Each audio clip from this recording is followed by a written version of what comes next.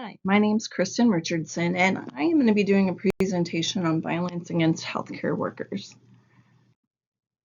So, who is at risk for violence in the healthcare setting? Nurses, physicians, nursing assistants, paramedics, EMTs, check-in, front desk clerks, housekeeping, food service staff.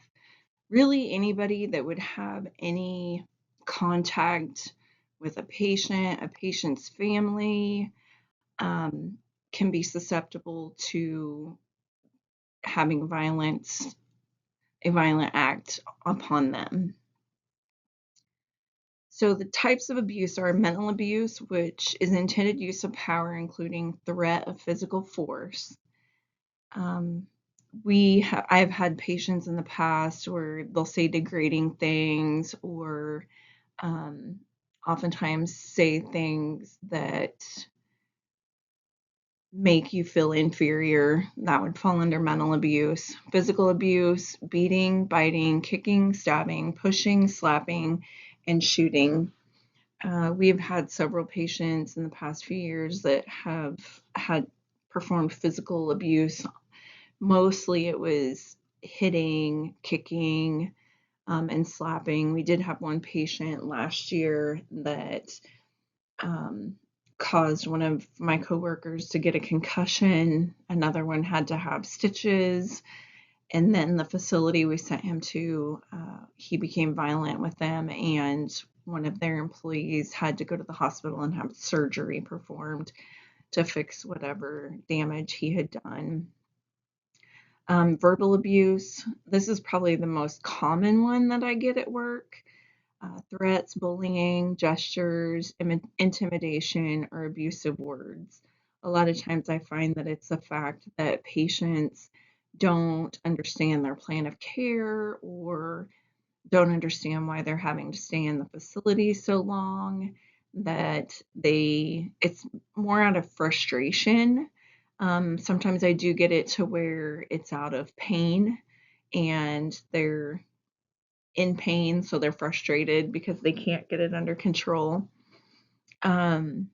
Emotional abuse, where they can be degrading, they can humiliate, they can be irritating, alarming to people, and verbally abusive.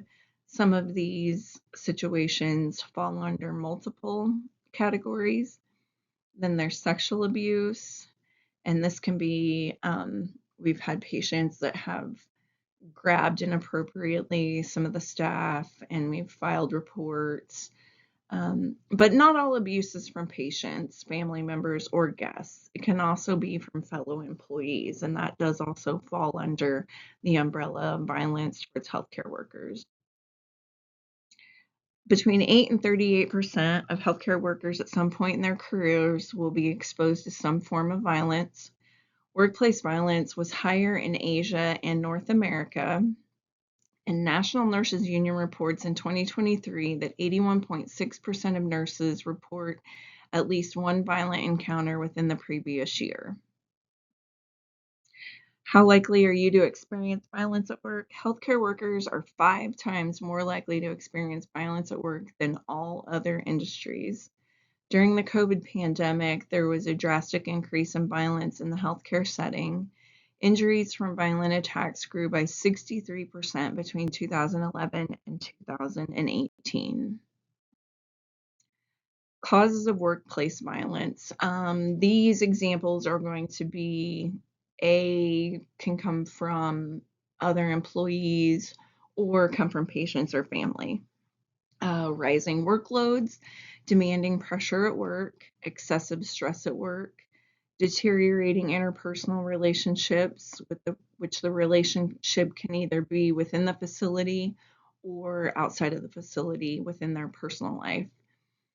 Social uncertainty, economic restraints, which I find at my job that is a very common one. We deal with a lot of homeless veterans or low-income veterans, and they're just not sure like where they're going to go or how they're going to take care of themselves at times. They don't realize what the Veterans Administration can do to help them. Patients not understanding their diagnosis or treatment, family concerned for loved ones, long waiting times like in the emergency department, delirium and dementia, mental health disorders, political and social issues, and gender and race discrimination. The situation I talked about earlier with the patient that had caused a concussion, gave someone stitches, he was suffering from dementia. And so he had absolutely no idea what he was doing. And literally, after everything got calmed down, he had no recollection of what had happened. Workplace violent prevention, identify risk factors, identify people with a known history of violent behavior. If you can, put a flag on their patient profile to make them more identifiable when they're first coming in. Ensure training is provided for all staff from the front desk to housekeeping to food service in self-defense and identification of possible dangerous people. Some facilities have implemented BEST programs, behavioral escalation support teams to assist when a person may be escalating to potential violence. Report, report, report. When an incident occurs to you or someone you know, make sure management and other employees are notified so they can be aware and stay safe. So some other violence workplace preventions is security. If you have a security team, call on them, use them. Just make sure you do it before the situation escalates because it can take them time to get there. Have a safe word. We in our facility, our safe word is pineapple. If you are in any type of situation where you feel unsafe or feel like you need help, you can either call on your vocera or use the intercom system and you can say pineapple and staff will come in and help you. Stay a safe distance away from the potential threat. Keep a clear path to the door. Prevent being cornered in a room. This should be a common safe practice. Never let a patient get between you and the door. And this is a rule of mine, even if the patient is not threatening, just because you never know if something is going to change.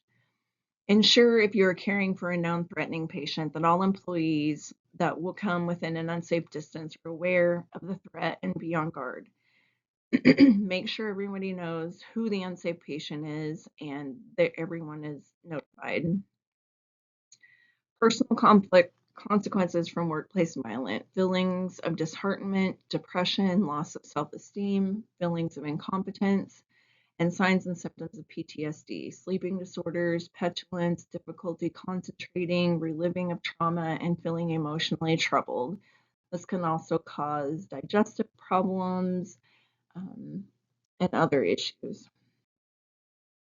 Resources for workers, seek out support groups of other workers that have experienced a violent situation. As they said, 81.6% of nurses have said that they have experienced a violent situation. There are plenty of people for you to lean on and talk to about it. Professional counseling, talk to coworkers, family support, stay healthy physically. It also helps with mental health, and speak with a member of the clergy.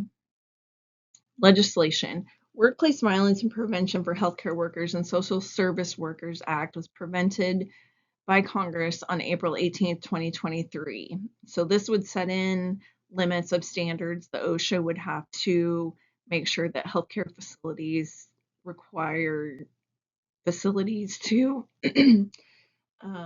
make sure that they're providing a safe work environment for employees. This has been passed by the House, but it has not been passed by the Senate due to the American Hospital Association saying that smaller hospitals wouldn't be able to afford to implement the required changes.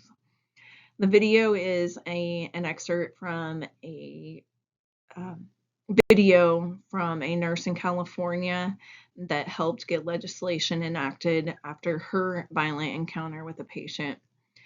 And most states have some form of protection for healthcare workers, and new bills are introduced regularly. How to support coworkers that have experienced workplace violence. Be there just to talk. Most of the time, they don't want you to fix anything. They just want their fears to be heard and acknowledged.